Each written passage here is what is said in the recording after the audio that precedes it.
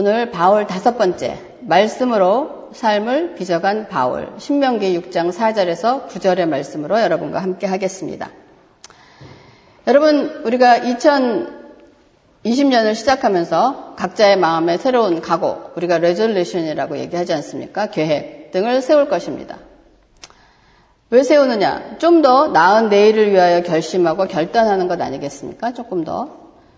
그러나 저를 포함해서 많은 사람들이 성공적으로 끝까지 해내는 경우가 흔하지 않습니다. 왜 그럴까요? 왜 그렇게 100% 성공하는 사람도 있지만 그렇게 많이 성공하지 않은가? 왜 그럴까요? 내용 때문에 그럴까요? 아니면 우리의 결단력이 부족해서 그럴까요? 그러면 대부분 그 계획하고 결심하는 내용이 대부분 무엇입니까? 이루기 힘든 것. 이루기 힘든 것이기 때문에 아마 이루지 못할까요? 대부분 우리의 그 나쁜 습관 고치는 거 많죠, 그렇죠? 그리고 제일 많은 게 다이어트가 들어가 있고 여러 가지가 들어가 있습니다. 건강에 관한 것도 있고 또 성경 읽기에 들어가는데 참 또 이거 말고 어떤 새로운 아전대가 있습니까? 이런 일들은 계속 반복되는 일이고 조금 심하게 말하면 우리가 세웠던 이 모든 것들이 1월이 가기 전에 기억에서 사라지고 있지 않습니까? 이거 언제 했나 한 것처럼 그렇게 사라지고 있습니다. 그럼 비록 이렇게 연초에 결심한 것을 성공적으로 마치지는 못할지라도 여러분 우리의 결심과 결단보다 더 중요한 것이 있다고 생각하지 않습니까?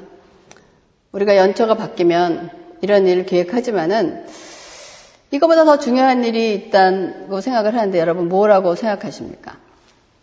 저는 매일매일 우리의 삶의 내용을 무엇으로 채우고 만들어가고 있는가라는 걸 생각합니다. 여러분들이 오늘 우리가 하루 살아낸 하루의 삶이 끝나면 오늘 하루가 그냥 과거로 묻혀지는 것입니까? 아무런 영향을 끼치지 않을까요? 여러분 이거에 대해서 한번 심각하게 생각해 보실 수 있어요. 오늘 내가 산 하루의 삶. 여러분 결국은 우리가 연초가 되면 이런 일을 해야 되겠다, 이런 일을 해야겠다 계획하고 결정하는 것이 결국은 우리의 좀 더 나은 나의 미래를 위해서 그렇게 결정을 하는 것입니다. 그런데 그것이 작심삼일로 끝나버린단 말이에요. 우리가 여기서 미스하는 것은 여러분 오늘의 삶은 내일의 나를 빚어가는 것입니다. 내일은 또 그 다음의 내일을 나의 미래의 삶을 빚어가는 거예요. 그러니까 내가 오늘 하루를 어떻게 살았는가는 그냥 오늘 하루로 묻혀버리고 끝나버리는 것이 아니고 내일의 나를 만들어간다고 생각하지 않습니까? 이걸 한번 우리가 심각하게 생각해 보지 않는 것 같아요. 그냥 하루 지나고 나면 하루 지났나 보다. 루틴하게 살아가고 그냥 그거를 지나버리는 삶을 살지 않을까.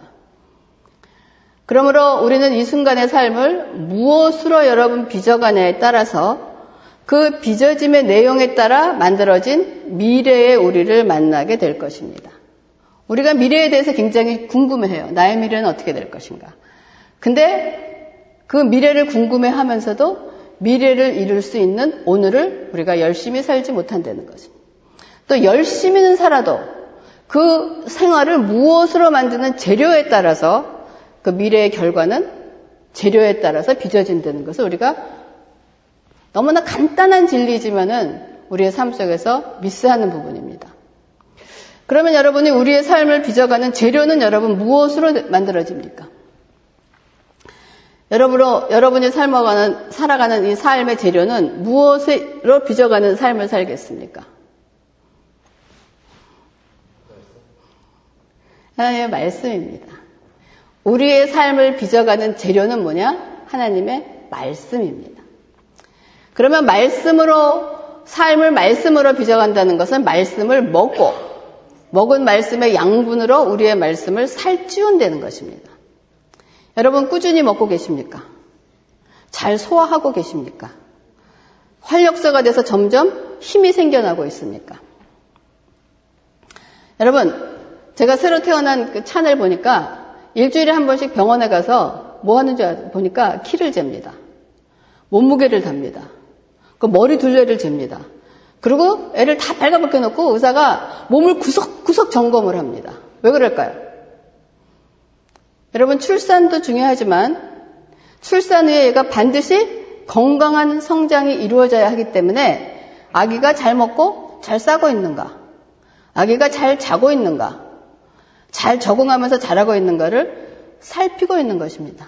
이것에 대해서 우리는 너무나 당연하게 생각하고 있어요. 그렇죠? 그러므로 여러분, 출산은 출산으로 끝나는 것이 아니라는 거예요. 출산은 건강하고 올바른 성장을 이루기 위한 출발이라는 거예요. 여기에 대해서 동의하시죠? 그렇죠? 여기에 대해서 반대하시는 분은 없을 것입니다. 그렇다면 영적으로 태어난 후에 우리의 영적인 성장에 대해서는 여러분 어떻게 생각하고 계셨는가 질문하고 싶습니다. 성장에 대한 점검을 하고 계셨는가? 저는 여러분이 이 정도의 성경 구절은 아마도 다 알고 있다고 믿습니다. 여러분, 먼저 그의 나라와 그의 의를 구하라. 그리하면 이 모든 것을 너희에게 더하시리라. 이거 어디에 몇 절까지는 가지는 못하고 무슨 복음에 있는 겁니까? 마태복음 6장 33절입니다.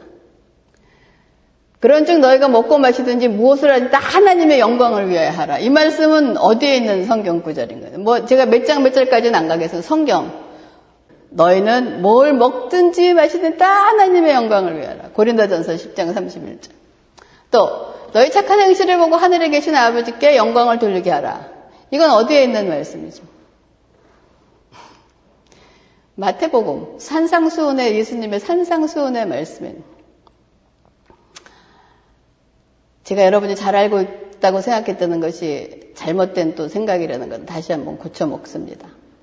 우리가 잘 알고 있으면서 이런 하나님의 말씀대로 살려고 발버둥을 칩니다. 그렇게 살고 싶죠? 그런데 내 마음 저 깊은 곳에서 어떤 울림이 있습니다. 어떤 울림입니까? 나는 내 복음에 따라 행복하게 살고 싶다. 나는 내 복음에 따라 좀 누리고 살고 싶다. 이 정도는 좀 괜찮지 않을까. 이런 욕망들이 내 마음에 일어납니다. 근데 인간에게 이런 욕망은 여러분 배가 고프면 배에서 무슨 소리가 납니까? 꼬르륵 소리가 나죠. 그 꼬르륵 소리가 나는 것만큼 사실은 굉장히 자연스러운 일입니다. 하나님의 말씀과 내 생각은 정반대로 맞지 않는다는 것이 많이 있다는 것을 우리가 인정할 수밖에 없습니다. 우리가 하나님의 말씀대로 빚어서 살아가야 되는데 문제는 내 생각과 내 마음이 그 만져질 재료하고는 정반대로 있다는 것을 우리가 인정할 수밖에 없습니다. 그래서 예수님은 뭐라고 하셨습니까? 나를 따라오려거든 자신을 부인하라 라고 얘기하고. 그러니까 자신의 행복을 갈망하는 나 자신과 예수님과는 정반대에 있습니다. 그러니까 어찌할 바를 모르겠어요. 어떻게 해야 될지. 그러면 어찌할 바를 모른다고 해서 이게 익스큐즈 낼 수 있는 문제입니까? 그러므로 우리가 예수님의 제자라면 내 삶 속에서 반드시 해결해야 할 주제가 바로 이것인 거죠. 그러나 아까도 얘기한 것처럼 이 문제는 반드시 우리가 풀어야 될 우리 인생에서 풀어야 될 과제이며 풀어야 될 것이라는 거예요. 그럼 이 문제를 풀어낸 사람이 있는데 누구냐? 바울이에요. 바울이 이 문제를 어떻게 풀었냐면 바울은 빌립보서 1장 20절과 21절에 나의 간절한 기대와 소망을 따라 아무 일에든지 부끄러워하지 아니하고 지금도 전과 같이 온전히 담대하여 살든지 죽든지 내 몸에서 그리스도가 존귀하게 되게 하려 하나니 이는 내게 사는 것이 그리스도니 죽는 것도 유익함이라 라고 얘기하고 있습니다. 여러분 지금 이 말씀이 좀 여러분에게 이해하기 어려울 수도 있습니다. 바울의 간절한 기대와 소망, 바울이 간절히 원하는 소망이 뭐냐면 여기서 내 몸이라고 되어 있어요. 나를 통한 내 몸, 이 소마라고 되어 있는데 몸에서 그리스도가 존귀하게 되는 것이라는 거예요. 그러니까 바울의 소망은 다른 게 아니에요. 세상에서 출세하고 저거 이런 소망이 아니고 내 삶 속에서 그리스도가 얼마나 존귀한 분인지를 바울의 삶을 통해서 나타내는 것이 바울의 온전한 소망이라는 거예요. 그래서 바울은 그러한 삶이 그리스도를 존귀하게 하는 삶이 살든지 죽든지, 즉 살아도 그리스도, 죽어도 그리스도, 오직 예수뿐이라는 것으로 얘기하고 있습니다. 참 멋지지 않습니까? 그러면 살든지 죽든지 이런 일이 일어날 수 있는 근거가 도대체 무엇이냐 이거야.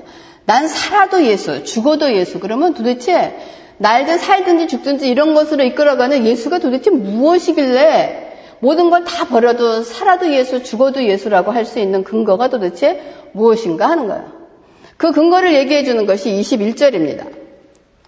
21절에 이는 내게 사는 것이 그리스도니 죽는 것도 유익함이라 라고 얘기했는데 한국말을 이는, 이 때문에, 영어로는 for입니다. for라는 것은 뭐예요? 이유를 얘기하는 거잖아요. 그러니까 살든지 죽든지 예수가 나타날 수 있는 것은 그 이유는 뭐냐? 내게 사는 것이 그리스도니 죽는 것도 유익함이라 라고 얘기하는. 그 이유는 뭐냐? 살든지 죽든지 그리스도뿐이 죽는 것도 유익하다는 것이 그 이유라는 거예요. 아직 여러분에게 어렵습니다. 무슨 말인지 잘 모르겠어요. 그러니까 그리스도를 존귀하게 하는 열쇠가 죽음을 유익함으로 경험하는 것이라는 거예요. 그러니까 결국은 그리스도를 존귀케 하는 것이 뭐냐? 내가 죽는 것이 존귀케 되는 거기 때문에 내가 죽음으로써 예수가 그리스도가 존귀케 된다면 내 죽음도 유익화되는 거예요, 지금. 그러면 우리가 죽음이 유익하다고 아직 받아들이기 어렵습니다. 그렇죠? 우리가 지금 죽으면 지금 내가 가지고 있는 것, 누리고 있는 것, 관계를 맺고 있는 그 모든 것이 다 사라지는 것이에요. 그렇죠? 다 사라지잖아요. 그래서 부활의 날이 오기까지 우리가 몸으로 했던 모든 즐거움이 사라지는데 이런 모든 상실이 유익될 수 있다라고 바울이 말하는 의미는 뭐냐 이거예요. 다 죽는 것이 유익하다라고 얘기하는 것이 도대체 뭐냐 이거예요. 빌립보서 1장 22절에서 23절. 그러나 만일 육신으로 사는 이것이 내일이 투모로가 아닙니다. 나의 일이에요. 나의 일의 열매일진데 무엇을 택하야 할지는 나는 알지 못하노라. 내가 그들 사이에 끼었으니 차라리 세상을 떠나서 그리스도와 함께 있는 것이 훨씬 더 좋은 일이라 그렇게 하고 싶으나 라고 되어 있습니다. 여러분이 이 빌립보서가 참 기가 막힌 서신이긴 하지만 참 어렵습니다. 왜 어려울까요? 바울이 자기의 인생의 신앙을 총 정리하는 바울이기 때문에 굉장히 어떻게 보면 굉장히 높은 어떤 수준에 있는 그러한 복음이라고 볼 수 있기 때문에 아직 우리가 그러한 삶을 살아내지 못하고 경험하지 못했기 때문에 그 말씀이 아직 우리에게 확 다가오지 않을 수도 있습니다. 그래서 이 편지는 바울이 로마 감옥에서 죽음을 기다리면서 빌립보 교회 성도들에게 보낸 것인데 바울이 지금 여기서 말하는 것은 솔직히 지금이라도 세상을 떠나서 지금이라도 그냥 죽어서 내가 그냥 지금 죽어서 주님과 함께 하고 싶다는 거예요. 그 감옥에 있으면서. 지금 사실 죽으면 내가 이 세상에서 살아봤자 내가 육신으로 하는 모든 열매를 맺는 이 세상의 삶인데 그것보다는 이렇게 살아서 연명하는 것보다는 차라리 죽는 것이 훨씬 더 좋다. 왜? 주님과 함께 하는 삶을 살기 때문에 나는 이것이 훨씬 더 좋다. 함께 하고 싶은데 나는 근데 그 둘 사이에 끼어서 어떻게 해야 될지 모른다라고 얘기하는 것은 근데 아직은 내가 이 땅에 더 살아야 하는 이유가 있다라고 얘기하는 거예요. 내가 이 땅에 어떤 삶을 사는 것이 나의 어떤 육신적인 쾌락과 이거를 위해서 사는 것이 아니고 나는 지금이라도 죽어서 하나님과 함께 하는 삶을 사는 것이 훨씬 좋지만 그래도 내가 지금 아직 이 육신을 가지고 이 땅에서 아직 해야 될 일이 있기 때문에 여기에 남아있겠다. 끼어있는 것이 더 낫다라고 지금 바울이 얘기하고 있는 거예요. 그러면 우리가 거듭난 후에 저와 여러분은 거듭이 났습니다. 하나님의 자녀가 돼서 이 땅에서 살아가는 이유와 방법과 목적에 대해서 여러분 생각해 보셨습니까? 여러분이 그리스도인의 자녀가 되고 하나님의 자녀가 되고 거듭난되고 난 다음에 여러분이 이 땅에서 살아가는 이유와 목적과 방법에 대해서 여러분 생각해 보셨습니까? 왜 살아갑니까? 어떤 방법으로 살아가십니까? 여러분이 삶을 사는 목적이 무엇입니까? 거듭난 자의 그리스도인의 삶이 우리에게 보여주는 모든 것을 이루는 물질적인 모든 것을 이루기 위한 것입니까? 그것이 우리의 인생의 목적이라면 우리는 죽어서 그것도 가지고 가야 돼요. 근데 하나도 가져가는 것이 없다는 거예요. 여러분 오늘 이 시간에 이것을 여러분이 분명히 아시기 바랍니다. 그 목적을 갈라디아서 2장 20절에 바울은 얘기합니다. 내가 그리스도와 함께 십자가에 못 박혔나니 그런즉 이제는 내가 산 것이 아니요 오직 내 안에 그리스도께서 사시는 것이라.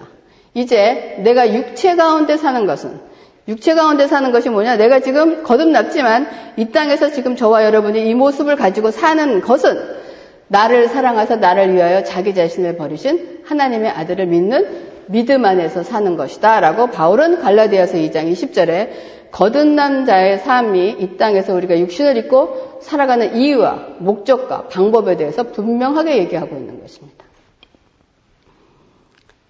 이 땅에서 살고 있는 거듭난 그리스도인의 삶은 갈라디아서 2장 20절에 보면 어떤 상태입니까? 저와 여러분은 죽은 상태예요. 우리는 이미 십자가에서 못 박혀 죽은 상태입니다. 그렇기 때문에 죽은 상태라는 것은 이제는 나는 없고 내 안에 누가 있느냐? 그리스도만이 살아 계시다는 것입니다. 우리가 이 땅에서 살아가는 우리의 모습과 우리의 아이덴티티는 뭐냐? 이제는 나는 죽고 내 안에 오직 예수 그리스도가 살아 계시다는 거예요.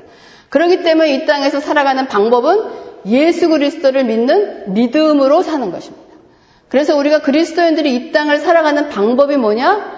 하나님을 믿는 믿음으로 사는 거예요. 그래서 오직 의인은 믿음으로 말미암아 살리라라고 얘기하고 있는 것입니다. 그리고 난 다음에 골로새서 1장 24절과 25절에 나는 이제 너희를 위하여 받는 괴로움을 기뻐하고 그리스도의 남은 고난을 그의 몸된 교회를 위하여 내 육체에 채우노라. 내가 교회의 일꾼 된 것은 하나님이 너희를 위하여 내게 주신 직분을 따라 하나님의 말씀을 이루려 함이라 라고 얘기하고 있습니다. 자, 그리스도인의 삶의 목적, 저와 여러분이 우리의 삶에 지금 현재에서 이루어지는 것을 하는 일은 다 다르지만 어떤 사람은 회계사, 어떤 사람은 직장에서, 어떤 사람은 사이언스, 모든 일은 다르지만 우리의 삶의 목적은 뭐냐? 그리스도의 남은 고난을 그의 몸된 교회를 위하여 내 육체에 채우는 것이 저와 여러분의 삶의 목적입니다. 그러면 그리스도의 남은 고난을 몸에 채우려는 것은 무슨 의미냐면은 구원을 위한 십자가의 고난을 의미하는 거 아니에요. 왜? 예수님은 이미 우리의 고난을 위한 십자가의 고난은 다 예수님이 이루어 놓으셨기 때문에 우리가 그 십자가의 고난을 채울 필요가 없는데, 그러면 십자가의 그리스도의 남은 고난을 무엇이냐 이거야. 여러분, 그리스도의 남은 고난은 무엇이라고 생각하십니까? 우리는 십자가에서 우리가 스스로 구원을 하기 위해서 십자가의 사역을 할 필요는 없습니다. 무엇이라고 생각하십니까? 그리스도의 남은 고난은 우리에게 맡기신 그리스도의 사역을 말하는 것입니다. 예수님이 이 땅에서 모든 구원을 이루시고 난 다음에 우리에게 주신 사역이 있습니다. 명령이 있습니다. 그 대표적인 것이 우리가 마태복음을 보면 그레이트 커미션이라고 합니다. 뭐라고 합니다? 너희는 가서 모든 족속으로 제자를 삼아 아버지와 아들과 성령의 이름으로 세례를 주고 내가 너희에게 분부한 모든 것을 가르쳐 지키게 하라 라고 하죠. 또 사도행전 1장 8절에 예수님이 승천하시면서 너희가 성령이 너희에게 임하시면 권능을 받고 예루살렘과 유대와 사마리아와 땅끝까지 이르러 내 증인이 되라. 이런 말씀을 주신 거예요. 그럼 이러한 말씀을 이루기 위해서 성도들을 위하여 헌신하는 것이 그리스도의 남은 고난을 내 몸된 교회를 위해서 채우는 것입니다. 근데 이러한 일을 하기 위해서 하나님께서 주신 직분에 따라 하는 거예요. 하나님께서 다 주셨어요. 어떤 직분을 주셨어요. 저에게는 목사라는 직분을 주셨어요. 또 어떤 직분을 주셨냐? 선생이라는, 교사라는 직분을 주셨어요. 어떤 사람은 장로로, 어떤 사람은 집사로, 모든 사역에서 직분이 주어진 거예요. 그리고 부모도 여러분의 직분입니다. 하나님께서 여러분에게 주신 직분입니다. 그리고 삶의 현장에서 주어진 역할에 따라 하나님의 말씀을 이루는 것이 그리스도의 남은 고난을 너의 몸된 교회를 위해서 채우는 일이라는 것입니다. 그러므로 바울은 빌립보 성도들에게 바울 자신이 감옥에 있든지 풀려나든지 자신의 상황에 개의치 않습니다. 그것이 중요한 게 아니에요. 오직 예수가 전해지는 것을 내가 감옥에 있든지 풀려나든지 살든지 죽든지 관계없이 오직 예수가 전해지는 것을 기뻐하고 더 한 걸음 나아가서는 감옥에 갇힌 것뿐 아니라 죽을지라도 그 죽음이 오히려 자신에게는 그리스도를 존귀하게 되는 일이 죽는 것이 오히려 유익하다라고 말하는 것입니다. 저와 여러분이 지금은 이 고백을 할 수 없을지 몰라도 혹시 저도 삶을 마감하는 이 순간에는 그 순간에 대해서는 바울과 같은 이런 고백을 할 수 있기를 바랍니다. 우리가 그리스도인의 죽음이 살든지 죽든지 오직 하나님의 영광을 나타내는 일에 우리가 할 수 있다는 것입니다. 그러면 지금 우리 모두 다 죽어야 합니까? 바울처럼 옥에 갇히고 순교해야 됩니까? 근데 죽으려는데 이 죽음을 통해서 그리스도가 존귀하게 된다는 것이 그러면 무엇이냐라고 얘기하는 것입니다. 죽음을 통하여 그리스도가 존귀하게 된다는 것은 여러분 이 세상의 삶에서 우리에게 줄 수 있는 즐거움보다 그리스도로 인하여 더 만족할 때 그리스도가 우리의 죽음을 통하여 더욱더 존귀한 분으로 나타나는, 오늘 우리가 찬송하지 않습니까? 나 무엇과도 주님을 바꾸지 않겠네. 이것이 뭐냐? 우리가 우리의 죽음을 통하여 그리스도에게 나타낸다. 세상과 비교해서 세상 것 생각하지 않고 내가 하나님 것을 택하는 것이 뭐냐? 우리가 죽음으로써 그리스도를 존귀하게 된다는 것입니다. 그래서 여러분, 이 세상의 것을 버리는 것이 곧 우리가 죽는 것입니다. 세상과 이별하게 되는 것이 우리가 죽는 것입니다. 그러므로 바울은 고린도전서 15장 32절에 뭐라고 얘기했는지 아십니까? I die every day. 나는 날마다 죽노라 그랬어. 바울이 죽음을 통해서 그리스도를 존귀케 하는 것이라고 생각할 때는 꼭 우리가 육신적인 죽음만을 얘기하는 것이 아니야. 바울은 매일매일 죽는다고 그랬어. 그 매일매일 죽는 것이 뭐냐? 나를 죽이고 그리스도를 선택하는 것이 나의 죽음을 통해서 그리스도가 존귀케 된다는 것입니다. 그러므로 우리의 죽어짐은 뭐냐? 곧 그리스도와 함께 있음을 의미하는 것입니다. 그래서 우리가 죽어질 때 나를 부인하는 일이 일어납니다. 내가 죽을 때 내 자신이 부인돼서 예수를 따라갈 수 있다. 그리고 우리가 죽어질 때 하나님께 순종하는 일이 일어납니다. 우리가 죽어질 때 나를 통해서 하나님의 역사가 시작되는 일이 일어난다는 것입니다. 그러므로 이 새삼교회 표, 이거 생각해보면 우리가 시작할 때 막 굉장히 많이 생각하고 기도하고 어떤 표를 지어야 될까 생각을 했는데 그때 이렇게 지었지만은 이 표가 날이 갈수록 참 기가 막힌 표라고 생각하는 건 그때보다 지금이 더 정말 기가 막힌 표입니다. 하나님이 정말 주신 거예요. 여러분, 우리가 우리 교회 표어같이 하나님을 기뻐하는 삶을 추구하지 않는다면 우리의 삶이 하나님이 기뻐하는 삶으로 맺어질 수 없다는 거 여러분 명심하셔야 됩니다. 우리가 하나님을 기뻐하는 삶을 사는 것이 결과로 빚어질 때 남는 것이 뭐냐? 하나님이 기뻐하는 삶으로 결과가 나온다는 것입니다. 항상 여러분이 살 때 이것이 하나님이 기뻐하실까를 물어보시고 결단하시고 어떤 거 먹을 때도 이거 하나님이 기뻐하실까? 내 건강을 해치는 일이면 안 먹어야 돼. 그래야지 하나님이 기뻐하는 삶이 나온다는 거예요. 땅콩을 4통을 다 먹었을 때 결국은 살찌고 났을 때 그게 하나님이 기뻐하는 삶인 거예요. 그러므로 말씀으로 삶을 빚어간다는 것은 나의 삶의 모든 원천, 근원, 동기가 하나님으로부터 시작된다는 것입니다. 여러분 이거 명심하시기 바랍니다. 그러면 우리가 실제로 말씀으로 삶을 빚어가면 우리는 어떻게 돼요? 어른이 되어간다는 거예요. 우리 어른이 되어가는 거 지금 보고 있지 않습니까?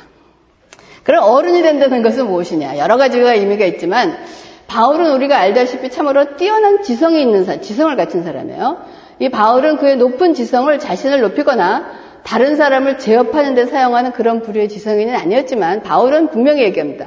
우리의 그 사고 능력을 신중하게 적용하는 일도 그리스도를 따르는 의미의 일부라고 말하기 때문에 믿는 자들에게 뭐라고 얘기하느냐? 분별 없는 아이에 머물러 있지 말고 어른으로 성장하라라고 얘기하고 있습니다.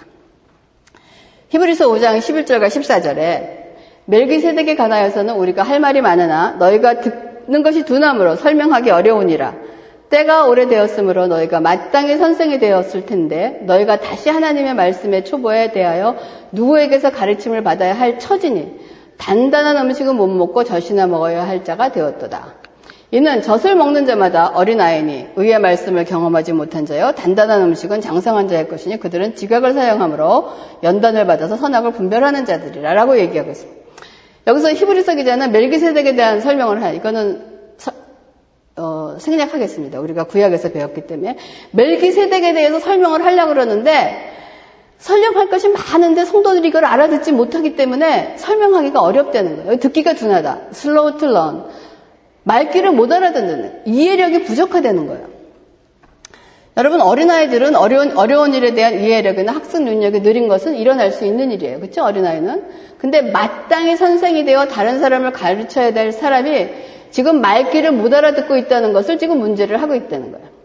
여기서 마땅히 선생이 되어야 한다는 것은 어른아이에서 어른으로 성장해야 되는데 시간만 흐르고 지금 성장이 이루어지지 않고 있다는 것을 지금 히브리서 기자는 얘기하고 있습니다. 여러분, 우리가 다시 그 차 안의 출생의 기쁨 어디서 얻어집니까? 매일매일 조금씩 자라나는 모습에서 우리는 기쁨을 누립니다. 그렇죠? 어제보다 오늘 조금 변화되는 거 보고 얼마나 기뻐합니까? 그러므로 출생은 여러분 성장과 열매로 이어져야 한다는 것은 분명한 사실입니다. 그러면 영적으로 거듭난 영적 출생은 어디로 이어져야 되냐? 여러분, 아기가 출생한 후에 잘 자라나야 한다는 것은 당연하게 알고 있으면서 하나님의 자녀로 태어난 후에 어떻게 되어야 한다는 것에 대해서는 무감각한 이유는 도대체 무엇입니까? 여러분, 자신의 자녀가 출생한 후에 올바른 성장을 하지 못한다면 부모의 마음은 어떻겠습니까? 그러면 하나님의 자녀들이 출생한 후에 올바른 성장을 하지 못한다면 하나님의 마음은 어떠하시겠냐 이거야. 하나님이 우리에게 가정을 주시고 자녀를 주시고 양육하게 하시는 이유가 무엇인가라고 생각했을 때 그거를 통하여 우리가 하나님을 더욱더 알아가라고 주신 부분이 있는 것은 확실하다고 생각을 합니다. 그래서 그리스도인으로 예수 안에서 거듭난 새로운 출생을 여러분 했다면 새로운 출생의 기쁨이 성장으로 이루어져야 된다는 거예요. 성장으로 이루어질 때 진정한 출생의 기쁨을 맛을 보는 것입니다.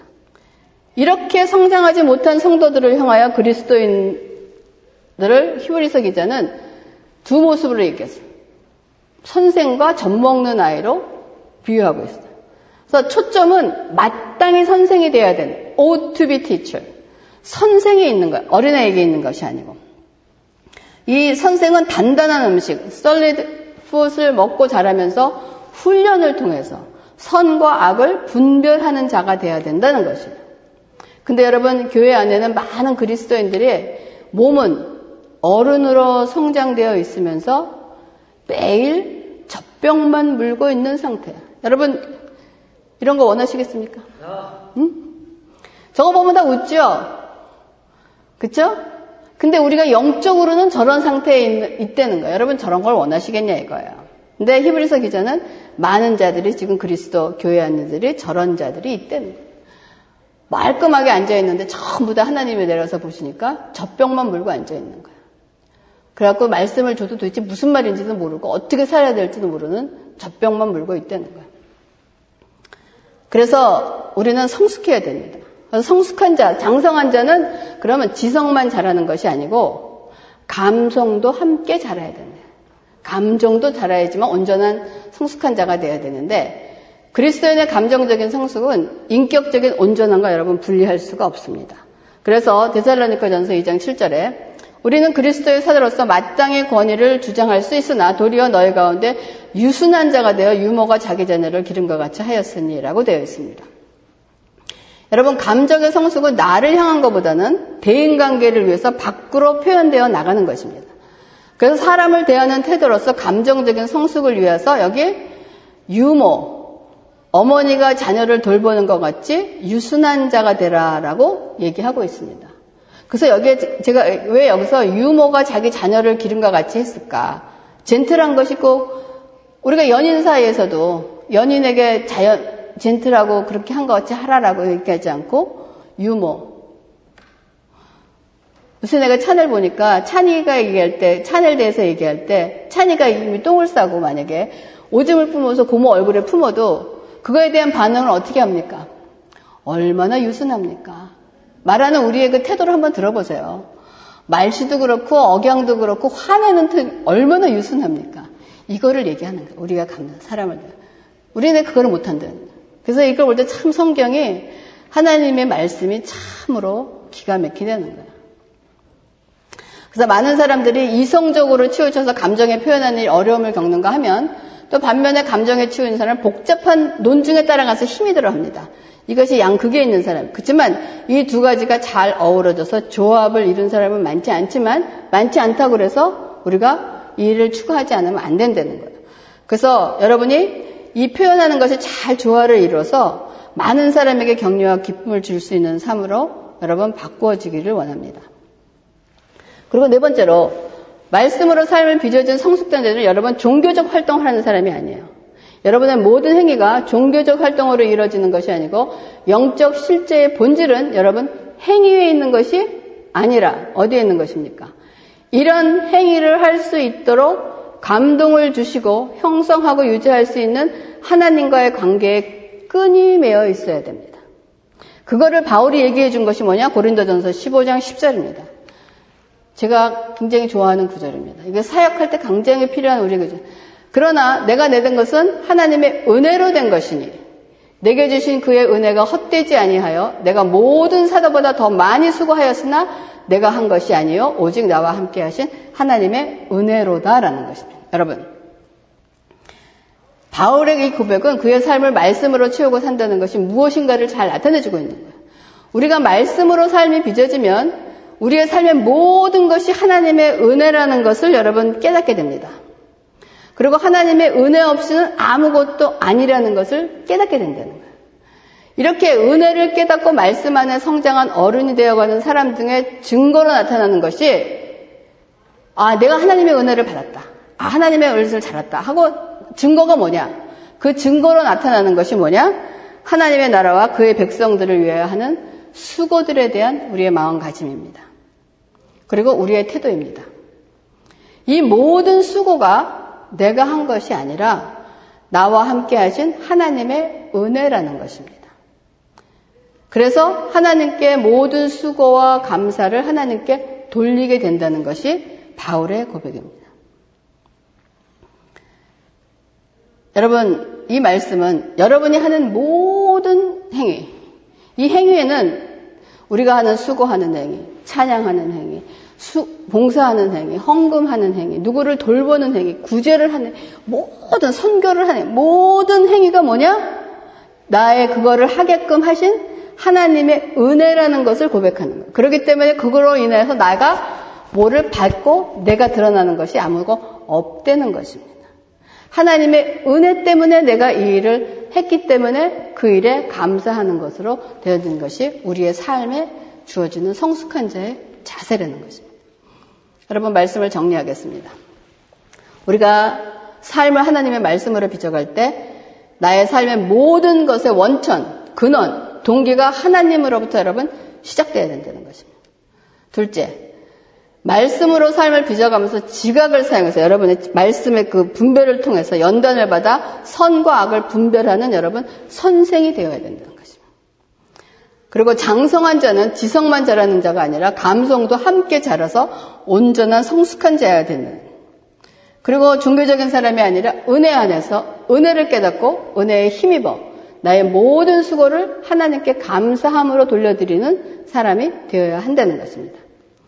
그래서 오늘 본문 말씀이자 1월 묵상의 말씀해 주신 신명기 6장 4절과 9절은 유대민족이 절대적으로 믿고 그대로 살아온 하나님의 살아있는 말씀입니다. 우리도 그 말씀을 따라 하나님을 사랑하고 그 말씀을 마음에 새기고 먼저 자녀들에게 가르치라라고 되어 있어요. 집이나 밖이나 누우나 일어나나 말씀을 가르치고 손목, 이마, 문설주, 바깥문에 기록하라고 하신 것을 한마디로 표현하면 뭡니까? 우리의 삶을 말씀으로 채우라는 거죠. 우리 어디를 가든지 하나님의 말씀으로 채우라고 지금 쉐마, 신명기는 말씀하고 있는 것입니다.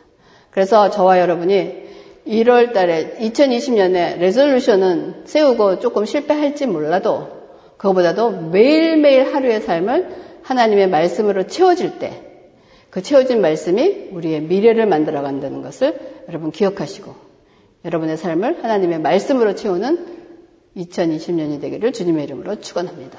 기도하겠습니다. 하나님 감사를 드립니다.